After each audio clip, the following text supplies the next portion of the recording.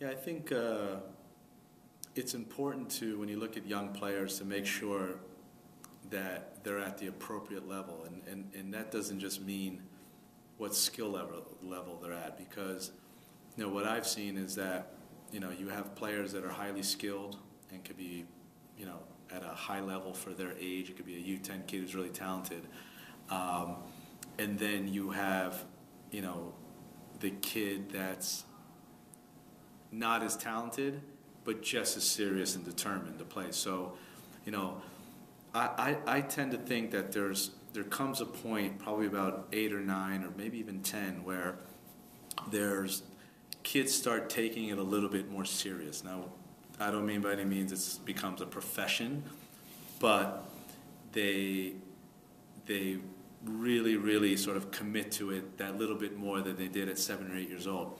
I think up until about 8 or 9 years old, unless the kid is really exceptional and you can bump him up and play him in an older age group if he can handle it and play, I think kids should just be playing with all varied age groups.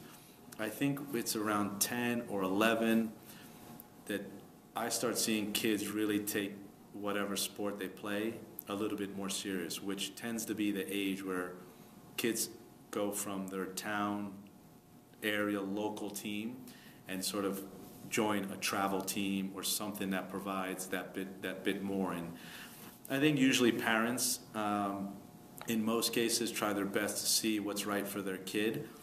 But what often happens is kids make that jump too early.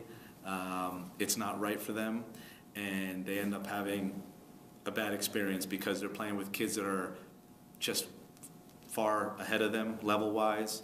And I really think in this particular case, it's really the parent to be very honest about their level of their child. And also, I would encourage parents to understand what the level is, not just within their town, but maybe within their region. So have a look and look around and go see the level of kids at the travel team that's 10, 20, 30 miles away. See how dedicated they are, the training, see how the coaches coach, because that step could be 1 year too early and you could lose players. I think parents a lot of times feel, well, their friend is doing it who could be ready for it and their child is not, and they just put them there, and it's the wrong step. So I think it's really down to the parents to be conscious of that, the level of where their kid's at, and be honest with it. And if you're going to take them somewhere, just don't do it blindly and say, okay, I'm going to take them to, this premier club because everyone's doing it, and it really could be the wrong step or the step too early for your child. You give them 1 more year at the local club where they're playing, where it's really still recreational and fun, and there's really less stress on winning. Unfortunately, like once you go to these travel teams, it becomes more of a priority.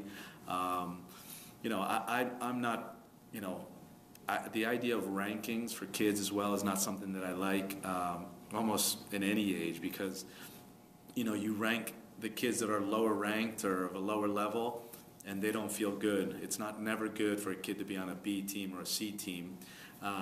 You do find the kids that get on with it and they play, and at the same time, if it's too early to rank a kid and sort of say he's on an A team, they get comfortable.